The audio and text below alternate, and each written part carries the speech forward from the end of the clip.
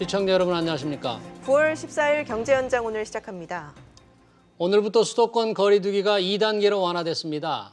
한산했던 거리는 모처럼 활기를 되찾았는데요. 문제는 불공평한 보상입니다.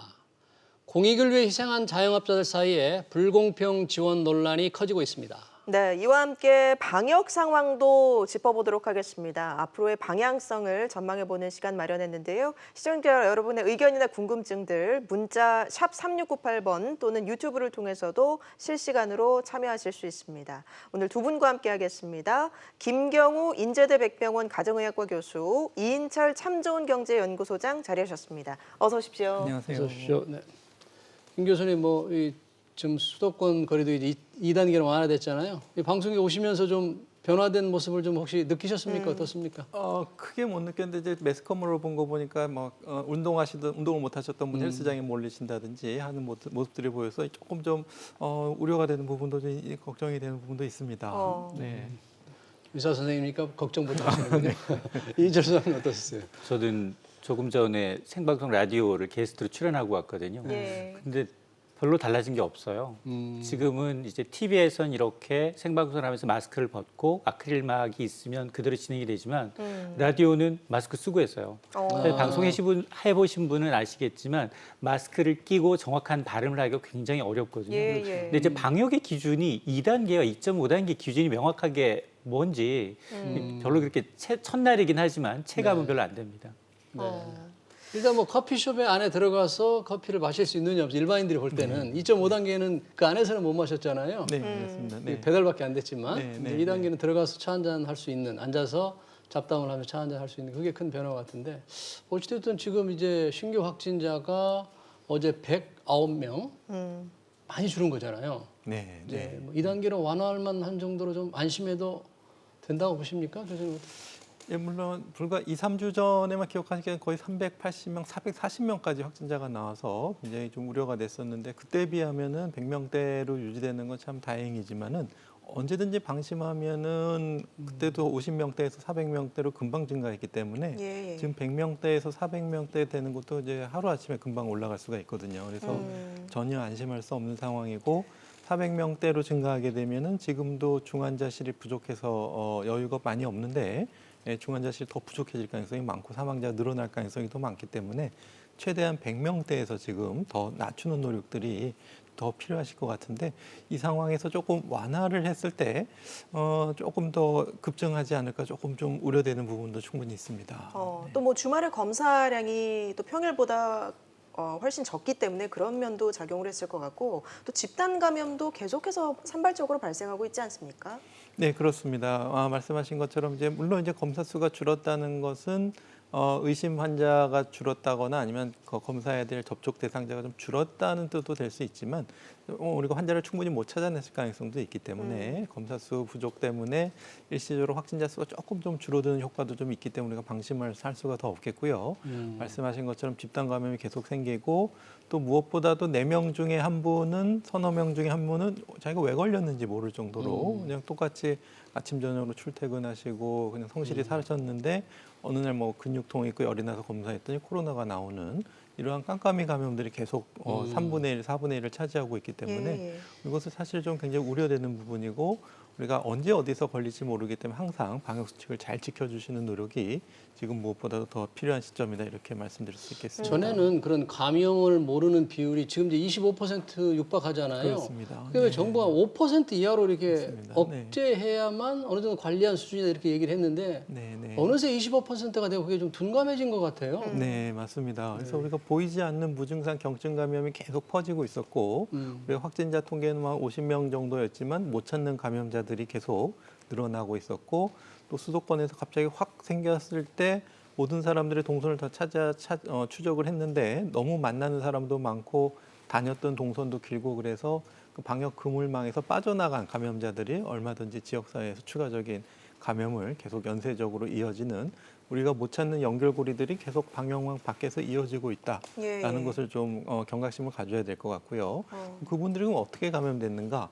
라는 것이 지금으로서는 이제 여러 가지 사례들을 봤을 때 이제 우리가 카페 같은 데서도 환기가 안 되는 우리가 파주시 스타벅스 같은 경우에도 2층에서 27명이 감염됐거든요. 예. 뭐 2m 이상 떨어져 앉으셨는데도 불구하고 밀폐된데 오래 마스크를 안 쓰고 계시면은 금방 감염이 될 수 있기 때문에 지금 하고 있는 식당에서 1, 2m 거리 띄어두기도 충분한 방역 효과가 충분히 없을 수가 있습니다. 지금 2단계로 하면서 식당이나 카페에서 음식을 드시고 커피를 드실 수 있게 했는데 이게 환기가 안 되면은 한 자리 건너뛰어 앉아도 감염될 수가 있거든요. 그래서 지금 2단계 완화된 방역 수칙이 좀 완전하지 않다. 조금 더 세밀하고 정밀한 방역 수칙이 필요한데 이 방역 수칙을 다시 한번 그 파주 카페에 갖다 놨을 때 우리가 예방할 수 있겠느냐. 이게 거꾸로 돌이켜 보면은 지금 방역 수칙 가지고는 그런 카페에서 집단 감염을 막을 수 없는 부분이 충분히 있습니다. 그래서 예. 지금 완화된 조치로 통해서 제2, 제3의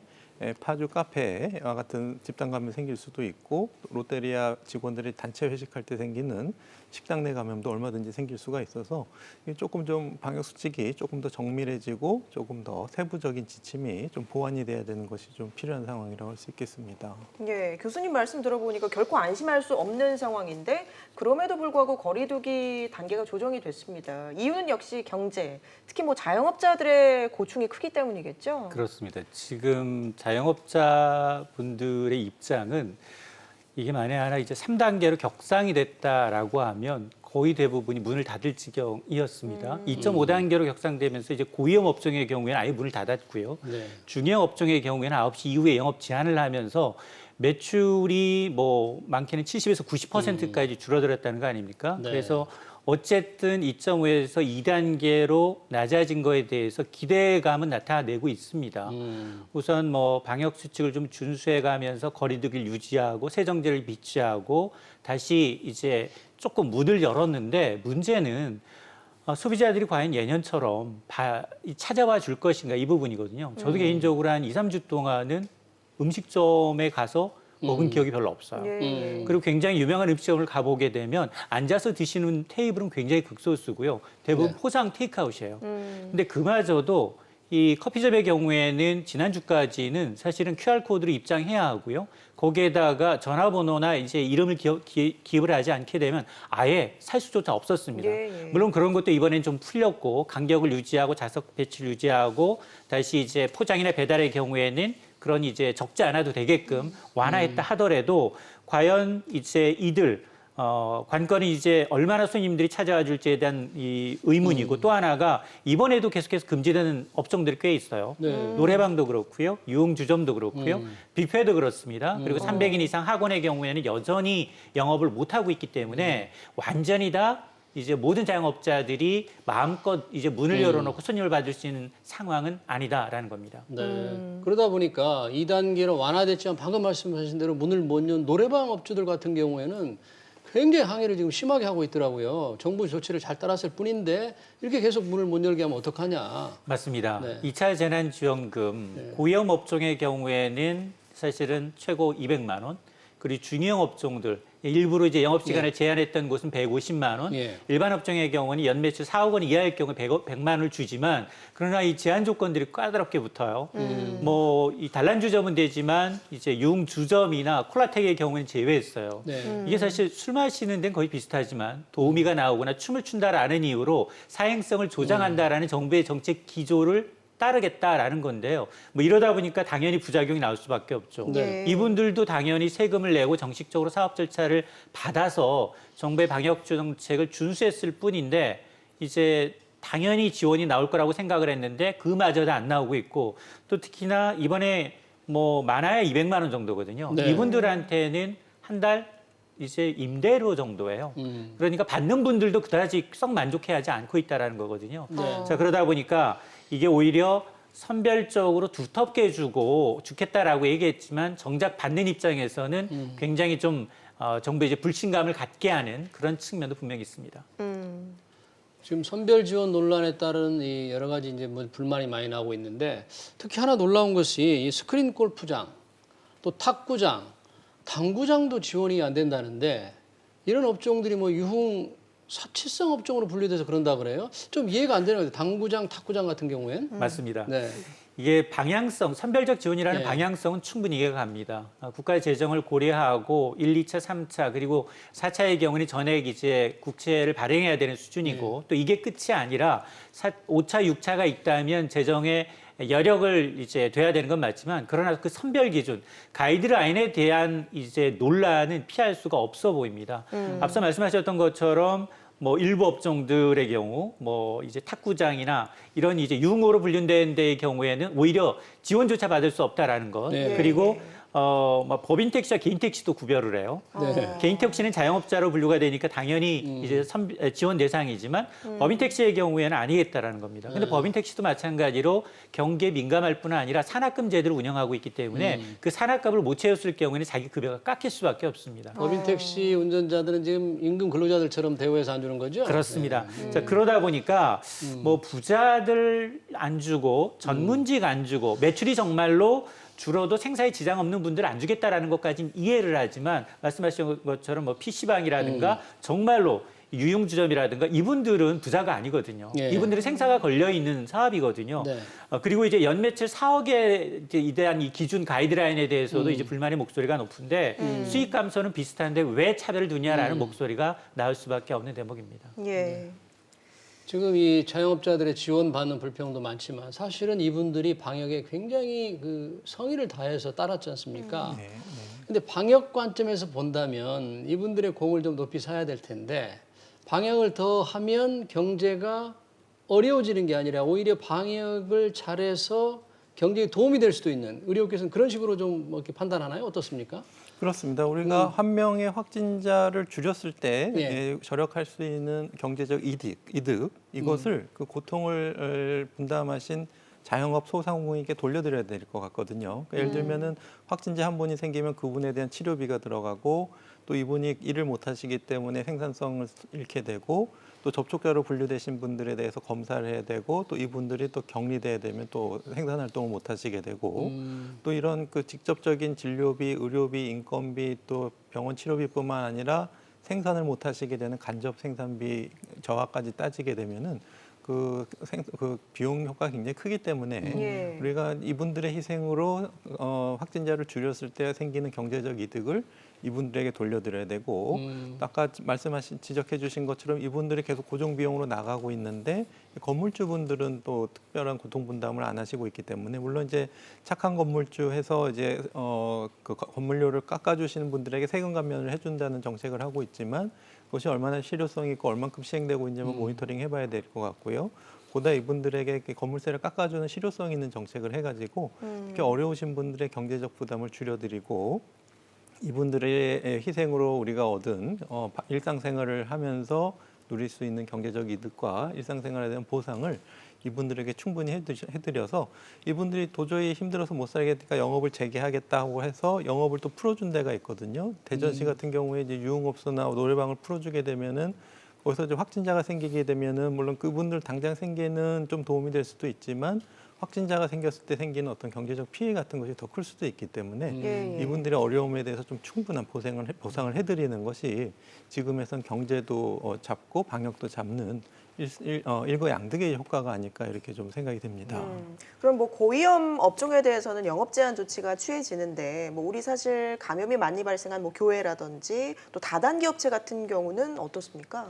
예, 일단 다단계 업체 같은 경우는 지금 최근으로 계속 끊이지 않고 뭐 동충하초, 뭐 산양삼, 뭐 건강기능, 화장품 설명 이런 데서 계속 지금 다단계 판매가 끊임없이 이어지고 있는데 정부 당국에서는 이제 신고되지 않은 이런 불법 미등록 다단계 판매에 대해서는 신고하시는 경우에 포상금을 더 올려놨기 때문에 얼마든지 좀 적극적인 신고와 자제가 좀 필요하실 것 같고요.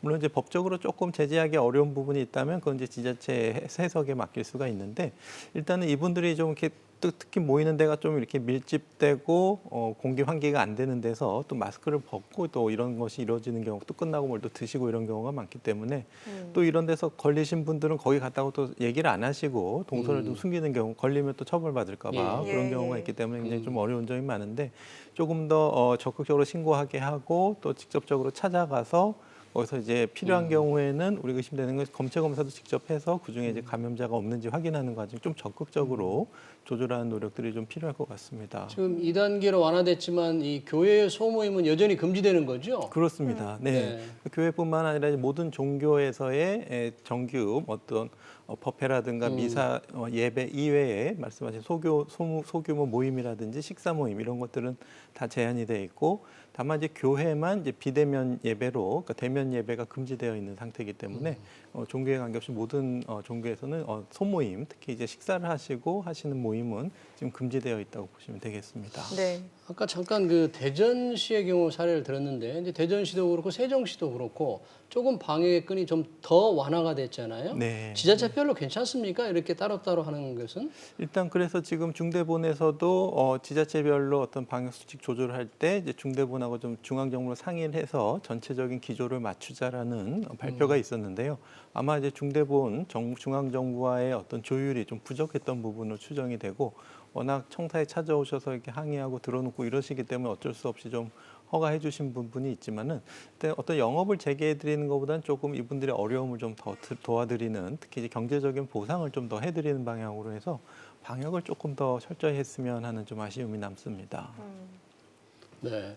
사실 뭐 지자체별로 조금 다르긴 하지만 그 정도 방역을 조금 풀었다가 더 이제 환자가 늘어날 경우에는 그동안 해온 노력이 이제 수포로 돌아갈 수도 있잖아요. 경제를 살리려다가 경제가 더 어려워지는 그런 상황이 생길 수도 있을 것 같아요. 맞습니다. 네. 우리가 이제 8월 초가 굉장히 우리가 판단 미스였죠. 이제 8월 초 휴가를 계기로 해서 정부는 3차 추경에 8대 업종에 대한 할인 쿠폰을 좀 뿌려서 좀 내수를 좀 부양해보자라는 취지였었는데 물론 뭐 광화문 집회하며 종교시설에서의 이제 집단 감염도 있었지만 그런 것들이 좀 느슨해지다 보니까 나타나는 현상이 분명히 있었고요. 그러면서 이제 이틀 만에 8대 업종 할인 쿠폰의 경우에는 이제 잠정 중단이 된 상태인데 어쨌든 전 세계가 똑같은 고민을 하고 있습니다. 다 똑같이 지금 재확산의 우려, 그리고 우리도 지금 앞서 감염 경로를 알 수 없는 이런 이제 확진자들이 늘고 있다라는 점 때문에 쉽사리 방역의 끈을 놓지 못하고 있고 전문가의 경우에는 한층 더 왜냐하면 2주 후면 이제 다시 추석입니다. 예. 우리나라 최대 명절이고 가족끼리 많이 모일 수밖에 없는 이동이 가장 활발한 이제 시기이다 보니까 그래서 정부는 한시적으로 뭐 추석의 경우에도 이번만큼은 이제 가지 말고 마음만 좀 따뜻하게 보내자라고 해서 일단 고속도로 통행료 같은 경우에도 면제가 없습니다. 그리고 이제 대신에 선물, 김영란법의 상한으로 여겨지고 있는 이제 추석 농수산물 선물의 경우에는 기존에 10만 원에서 20만 원으로 상향을 하고 있는데 그러니까 이런 것들이 얼마나 이제 효과가 있을지는 뭐 의문이지만 어쨌든 지금 갖고 있는 재원들이 꽤 있어요. 지금 3차 추경에 35조 원 가운데도 8, 9조 원 정도가 남아 있거든요. 네. 그러니까 지금 4차 추경하기 전에 지금 국회에 지금 제출이 돼 있지만 그 남아 있는 걸 가지고서 조금 할 수 있는 건 좀 해야 되는데 그러다 보니까 방역과 이 경제의 내수의 어떤 이 조화를 이루기가 예. 두 마리 토끼를 다 잡기가 굉장히 좀 어려운 상황이에요. 예. 제가 만일 하나 이제 제언을 한다면 네. 그 지금 사실은 추석을 앞두고 있기 때문에 이 오늘이 전통시장 상품권의 경우에는 기본적으로 추석 때나 명절에는 10% 할인을 해줘요. 네. 5%에서 10% 할인을 해주는데 그걸 정부가 지금 남아있는 재원 가운데 추가로 10%만 할인해주면 예. 그런 할인율이 80%가 되는 거 아니겠습니까? 네, 네. 정부가 10%의 이제 할인을 하게 되면 삽니다. 그리고 그거는 전통시장에서 쓰는 거예요. 그러면 상인들한테도 좋을 수 있거든요. 1,000억을 들이고 1조 원의 효과를 누릴 수 있는 부분이기 때문에 이런 부분은 정부가 정책적으로 좀 깊이 심도 있게 좀 고민할 필요가 있습니다. 예, 예. 국회가 오늘부터 이제 추경안 심사에 들어갔는데 통신비가 쟁점인 것 같습니다. 이 통신비 2만 원 지원을 두고 어제 이제 민주당에서도 좀 강행하겠다는 입장을 보인 것 같아요. 맞아요. 아마 4차 추경의 제일 핵심 이슈라고 하면 통신비 플러스 하면 돌봄 수당일 겁니다. 네. 통신비는 사실은 이거는 정부의 안은 아니에요. 당과 청와대의 의견입니다. 30, 40대 빼서 이제 계층별 주장했었던 게 오히려 만 13세 이상으로 좀 넓어지다 보니까 여기에 들어가는 재원이 거의 9,300억 원, 1조 원에 달합니다. 예. 근데 이게 지금 받았다고 해서 우리나라 전 국민 10명 가운데 9명이 받았다고 해서 얼마나 체감할지도 미지수고요. 또 야당의 의견처럼 오히려 지금 트윈데믹, 독감과 코로나19를 같이 가져가야 되는 상황에서 네. 지금 감기의 계절이 왔기 때문에 예. 오히려 독감 백신을 전 국민한테 무료로 하자라는 안이 더 이제 효율적으로 들리거든요. 왜냐하면 지금 우리나라에서 지금 준비된 게 생산 가능한 게 약 3천만 명분이라고 하는데 1,900만 명분만 이제 무료로 어린이나 노약자, 임산부를 대신으로 해서 접종이 되고 나머지 1,100만 명은 사서 해야 되는데 이게 값이 만만치 않아요.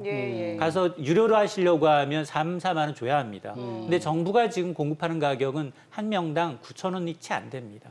자, 그러면 여기에도 1,000억 원만 들면 전 국민 이제 무료 접종이 가능해요. 물론 여기에다 이제 백신을 이제 확보하는 것이 관건입니다. 지금 올해는 전 국민이 다 맞아야 되는 상황에서 이것도 지금 전 국민 다 확보가 안 돼 있는 상황이거든요. 그러니까 뭐 우리 의료 이제 전문가들이 이제 생산량을 좀 확보할 필요가 있어 보입니다. 이 부분에 대해서. 김경훈 교수님, 방금 이제 통신비 대신에 독감 백신을 지원하자는 이런 의견들도 있는데 이게 현실적으로 봤을 때 뭐 수급이라든지 어떻습니까?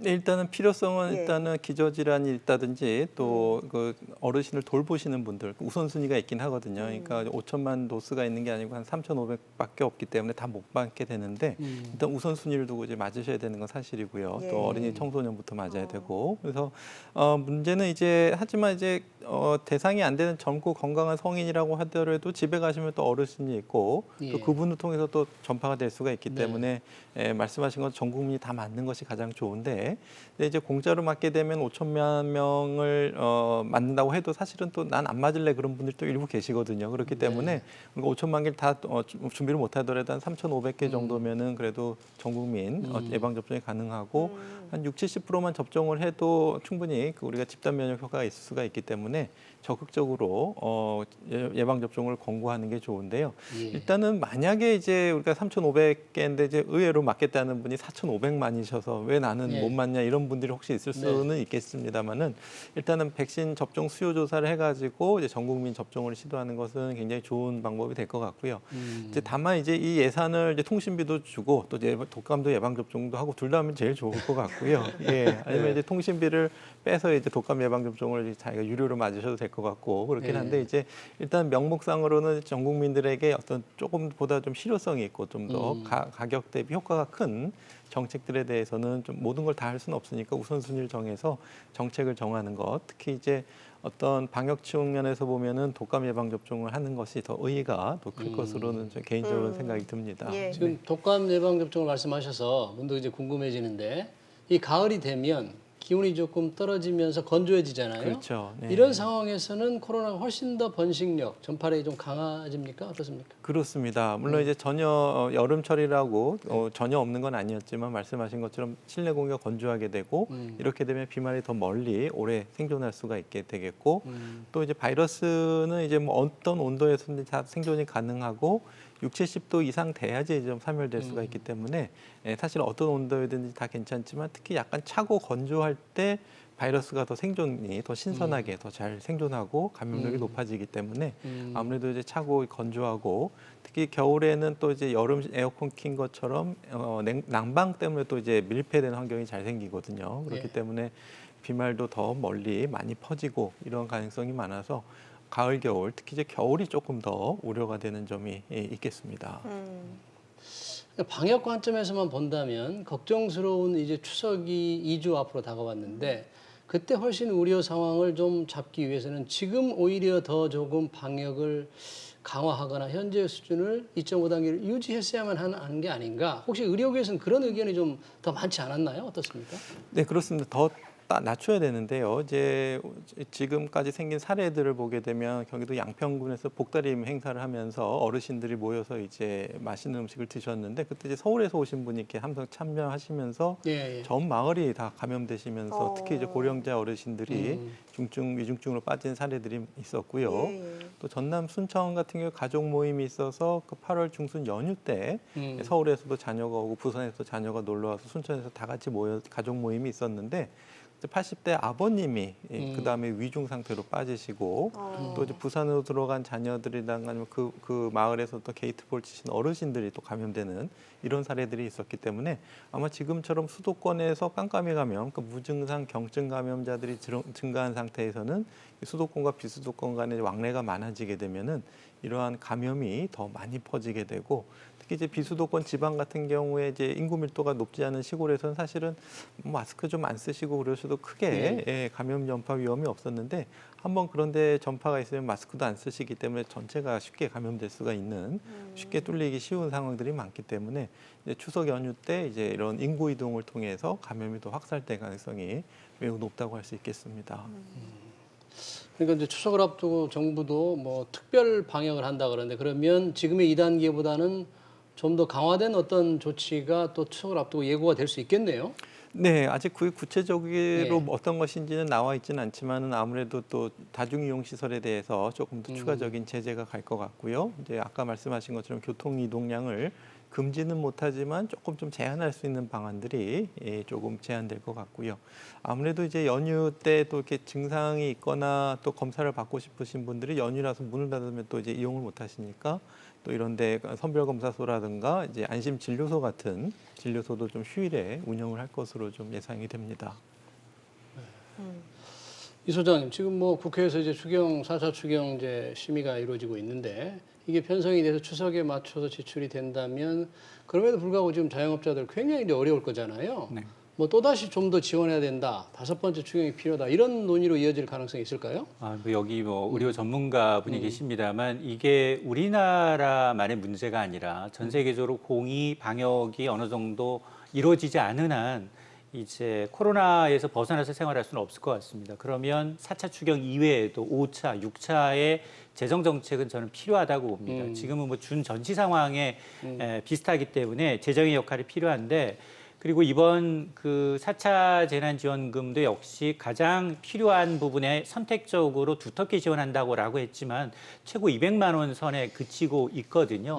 물론 이분들에 대해서 금융 지원 플러스 그리고 임대료 부분에 대해서 6개월 정도 민간 임대사업자가 임대를 할인해 주게 되면 세제 혜택을 주고는 있습니다만 그게 이제 얼마나 이제 선순환이 되면서 많이 확산될지 여부는 아직 단언하기 좀 힘듭니다.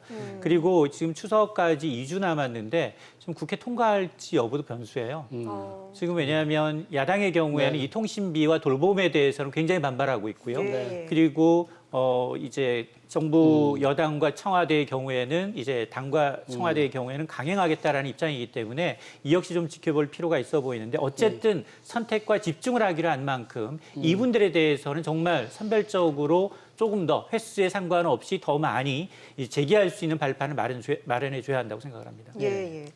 교수님, 이 코로나가 장기화되면서 사람도 잘 못 만나고 바깥 활동도 줄다 보니까 우울감을 호소하는 분들이 많아요. 그리고 코로나 블루라고 하는데 이걸 뭐 질병으로 지정하는 방안도 뭐 추진이 된다면서요? 네, 아무래도 다양한 원인들, 다양한 직종에서 이러한 우울증이 많이 나타나는데요. 예. 그럼 확진되시는 분도 질병을 겪은 것 자체가 이제 큰 스트레스가 될 수 있지만 또 앓고 나서 증상이 있다든지 또 나 때문에 또 다른 사람이 감염되고 접촉자를 만들었다는 어떤 죄책감이나 또 낙인 효과 이런 그 정신적인 스트레스 같은 것이 또 원인이 될 수가 있겠고요.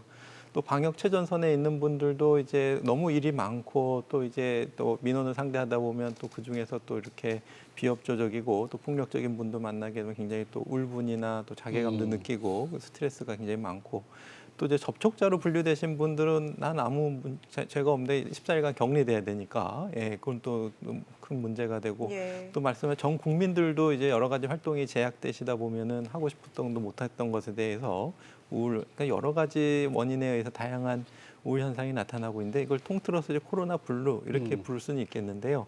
문제 이제 질병 코드로 만든다고 했을 때 이제 지금 생기는 우울증이 이제 코로나 블루 말고도 다른 우울증이 또 있을 것인가 이거 어떻게 구별할 것인가 다 지금 생기는 우울증은 다 코로나 블루인가 이렇게 또 조금 워낙 원인이 복합하고 다양한 요인들이 복합적으로 작용하기 때문에 어떤 치료적인 문제 또 이제 코로나19가 끝난 다음에 생기는 어떤 우울증이 좀 구별하기 어려운 그런 부분이 있으니까 굳이 코로나 블루라는 진단명을 전 세계적으로는 아직 만들고 있지는 않거든요. 그래서 우리나라만 먼저 만들어서 또 전 세계적인 어떤 질병 코드명을 또 제안할 건지 이것도 좀 다른 문제가 될 수 있어서 일단 우리가 그런 현상은 인정하지만 이걸 좀 질병 코드로 분류하는 건 조금 이제 좀 다른 문제가 될 수가 있을 것 같고요.